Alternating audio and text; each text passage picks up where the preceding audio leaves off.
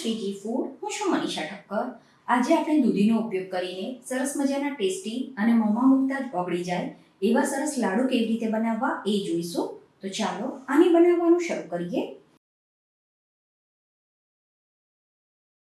સૌથી પહેલા આના માટે 250 ગ્રામ દૂધીને ધોઈને છોલીને છીણી લેવાની છે. અને જ્યારે પણ તમે દૂધી યુઝ કરો ત્યારે પાતળી છાલવાળી હોવી જોઈએ.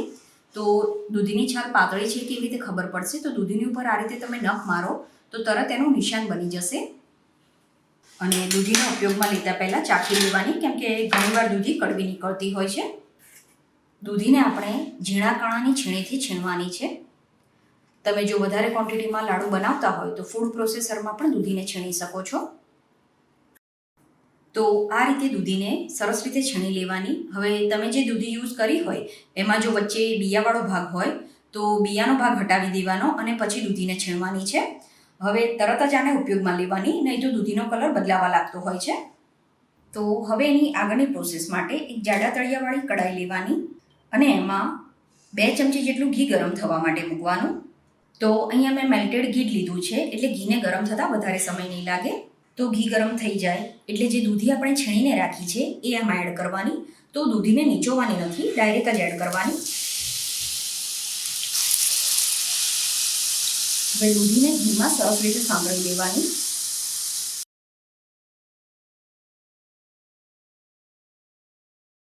હવે આના ઉપર ઢાંકણ ઢાંકીને આને ધીમા ગેસ ઉપર આપણે કૂક કરવાની છે. 2 મિનિટ પછી દૂધીને હલાવી લેવાની. ફરીથી આને ઢાંકી દેવાનું છે. દૂધી સરસ રીતે સંતળાઈ જાય એટલે આમાં 150 ml જેટલું દૂધ ઉમેરવાનું. હવે દૂધીને દૂધમાં સરસ રીતે કૂક કરી લેવાની. આ સમયે જ આપણે આમાં લીલો ફૂડ કલર એડ કરી દેવાનો, જેનાથી લાડુનો દેખાવ ખૂબ જ સરસ લાગશે. પણ તમારે કલર ના ઉમેરવો હોય તો કલર વગર પણ લાડુ બનાવી શકાય. તો પહેલાં 1 ડ્રોપ જેટલો કલર એડ કરીને જોઈ લેવાનો.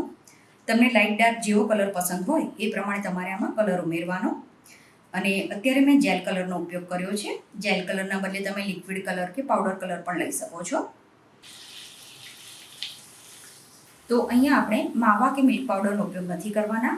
તો એના બદલે આપણે ઘરની જે ફ્રેશ મલાઈ હોય છે એ લેવાની. તો એ લગભગ આપણે અડધા કપ જેટલી લેવાની છે. આને આમાં સરસ રીતે મિક્સ કરી દેવાની. તો કલર હજુ થોડો લાઇટ લાગતો હતો તો મેં બીજો 2 ડ્રોપ જેટલો કલર એડ કર્યો છે. ગેસ મીડિયમ ફ્લેમ પર કરીને આને સરસ રીતે હલાવતા રહેવાનું. પછી આમાં 100 ગ્રામ જેટલી ખાંડ ઉમેરવાની. ખાંડની ક્વોન્ટિટી તમારા ઘરમાં જેવું ગળ્યું ખવાતું હોય એ પ્રમાણે ઓછી વધતી કરી શકો છો. પછી આમાં 1.5 કપ ટોપરાનું છીણ ઉમેરવાનું. તો પહેલાં 1 કપ ટોપરાનું છીણ ઉમેરીને મિક્સ કરી દેવાનું અને પછી બીજું 1/2 કપ ટોપરાનું છીણ એડ કર્યું છે. ધીમા ગેસ ઉપર જ આને સરસ રીતે મિક્સ કરી દેવાનું. હવે ગેસ બંધ કરતા પહેલાં આમાં થોડો ઇલાયચી જાયફળનો પાવડર ઉમેરવાનો. હવે આને આનાથી વધારે કૂક નથી કરવાનું, નહીં તો ટોપરાનું છીણ ચવડ લાગે. તો આ સ્ટેજ ઉપર જ આપણે ગેસ બંધ કરી દેવાનો અને મિશ્રણને પૂરેપૂરું ઠંડુ થવા દેવાનું છે.